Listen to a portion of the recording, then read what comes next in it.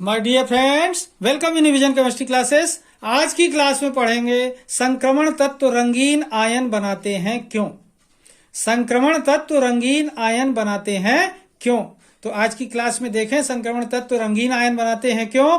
इसके पहले जिन लोग मेरे चैनल में नए हों तो चैनल को सब्सक्राइब कर लीजिए और देखिए संक्रमण तत्व रंगीन आयन बनाते हैं क्यों, इसकी डिटेल। ओके, तो देखिए क्वेश्चन क्या है यहाँ पर। प्रश्न, संक्रमण तत्व रंगीन आयन बनाते हैं क्यों। संक्रमण तत्व रंगीन आयन बनाते हैं क्यों, क्वेश्चन है। ठीक है, तो देखिए इसका आंसर देखते हैं। आंसर, संक्रमण तत्व रंगीन आयन बनाते हैं क्योंकि इनमें N-1D उपकोष अपूर्ण होता है। क्योंकि इनमें N-1D उपकोष अपूर्ण होता है, ध्यान रखना। फिर आगे देखते हैं, जिन संक्रमण तत्वों के N-1D उपकोष में अयुग्मित इलेक्ट्रॉन होते हैं, अयुग्मित मतलब सिंगल इलेक्ट्रॉन होते हैं, मतलब जोड़े में ना हो, चाहे एक भी सिंगल हो तो भी।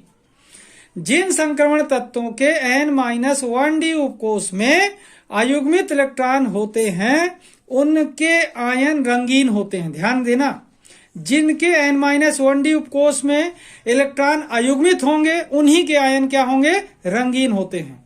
तथा जिनमें सभी इलेक्ट्रॉन युग्मित होते हैं उनके आयन रंगहीन होते हैं। ध्यान रखेंगे, जिनमें इलेक्ट्रॉन क्या होंगे, सभी क्या होंगे, युग्मित होंगे, या N-1D पूरा खाली हो तब भी उनके आयन क्या होंगे, रंगहीन होंगे। ठीक है, तो एक बार फिर से देखिए, संक्रमण तत्व रंगीन आयन बनाते हैं क्योंकि इनमें N-1D उपकोष अपूर्ण होता है। जिन संक्रमण तत्वों के N-1D उपकोष में अयुग्मित इलेक्ट्रॉन होते हैं उनके आयन रंगीन होते हैं, तथा जिनमें सभी इलेक्ट्रॉन युग्मित होते हैं उनके आयन रंगहीन होते हैं। ओके, अब देखते हैं इसका एग्जाम्पल। ओके, तो देखिए यहां पर एग्जाम्पल देखते हैं। उदाहरण नंबर फर्स्ट, Cu+ तथा Cu2+ आयन। ठीक है, यहां पर देखना इन दोनों आयनों की D उपकोष की स्थिति देखते हैं। देखें, सबसे पहले देखें Cu+ आयन की स्थिति देखते हैं। Q+ आयन कहलाता है ये, और ये Q' आयन कहलाता है। तो इसकी पोजीशन देखते हैं D उपकोष की। तो यहां पर देखना D उपकोष में 5 कक्षक होते हैं, 1 2 3 4 5, 1 2 3 4 5। तो यहां पर देखना Cu+ आयन में सभी इलेक्ट्रॉन युग्मित हैं। क्या लिखा हुआ है यहां पर, ब्रैकेट में लिख दिया है, युग्मित इलेक्ट्रॉन। सब क्या है, युग्मित इलेक्ट्रॉन। तो युग्मित इलेक्ट्रॉन है, और बोला क्या जा रहा है, N-1D उपकोष में, मतलब D कक्षक में क्या होने चाहिए, अयुग्मित इलेक्ट्रॉन तो रंगीन होगा, और यदि सभी इलेक्ट्रॉन युग्मित होंगे तो क्या होगा, रंगहीन होगा। तो ये क्या होगा, Cu+ रंगहीन होगा। अब इसमें देखें, इसमें देखेंगे तो एक इलेक्ट्रॉन अयुग्मित है। यहां देखें, एक अयुग्मित इलेक्ट्रॉन। ओके, तो एक इलेक्ट्रॉन Cu2+ में अयुग्मित है, इसलिए क्या होगा, ये रंगीन होगा। ठीक है, तो क्या अपन को रिजल्ट मिल रहा है, इस प्रकार Cu+ आयन रंगहीन होगा तथा Cu2+ आयन रंगीन होगा। ओके, तो यहां पर एग्जाम्पल नंबर 1, Cu+ और Cu2+ में रंगीन कौन होगा, 2+ वाला रंगीन होगा, 1+ वाला क्या होगा, रंगहीन होगा। ओके, अब देखते हैं नेक्स्ट एग्जाम्पल। अब देखें सेकेंड एग्जाम्पल देख रहे हैं अपन। एग्जाम्पल सेकेंड,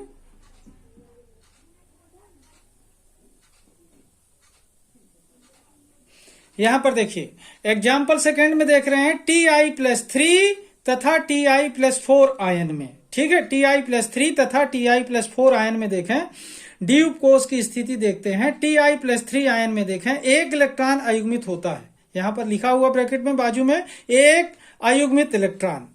Ti+4 आयन में देखें, सभी ऑर्बिटल खाली हैं D के, तो रिक्त D उपकोष।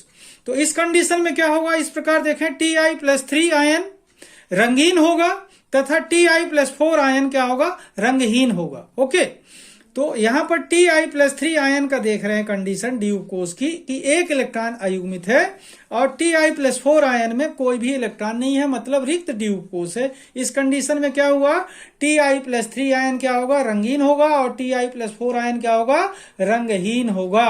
ओके, इस तरीके से ये समझ जाएं कि अगर n-1 डी उपकोष में इलेक्ट्रॉन अयुग्मित हैं, चाहे 1 हो, 2 हो, 3 हो, 4 हो, 5 हो, 6 हो, 5 हो, 6 तो नहीं हो सकते, कितने हो, 1 हो, 2 हो, 3 हो, 4 हो, 5 हो, अगर अयुग्मित इलेक्ट्रॉन है तो वह आयन रंगीन होगा, और जिसमें इलेक्ट्रॉन अयुग्मित नहीं होंगे, सबके सब डबल हो या फिर पूरा खाली हो, तो फिर क्या होगा, वो रंगहीन होगा। ठीक है, तो इस प्रकार देखें आप कि कोई भी संक्रमण तत्व रंगीन आयन बनाता है तो क्यों, क्या पता चला कि n-1 डी उपकोष अपूर्ण होता है, और जिनके n-1 डी उपकोष में अयुग्मित इलेक्ट्रॉन होते हैं उनके आयन रंगीन होते हैं, और जिनके n-1 डी उपकोष में अयुग्मित इलेक्ट्रॉन नहीं होते, पूरे युग्मित अवस्था में होते हैं या पूरा खाली होता है, उनके आयन रंगहीन होते हैं। ओके, इस तरीके से इस वीडियो को देखेंगे, और कोई जरूरी नहीं है कि यही एग्जाम्पल, आप दूसरे एग्जाम्पल लगाकर इस तरीके से बता सकते हैं कि आयन रंगीन है कि रंगहीन होगा। ओके, तो आज की क्लास को मैं यहीं पर समाप्त करता हूं। जिन लोग मेरे चैनल में नए हो तो चैनल को सब्सक्राइब कर लीजिए।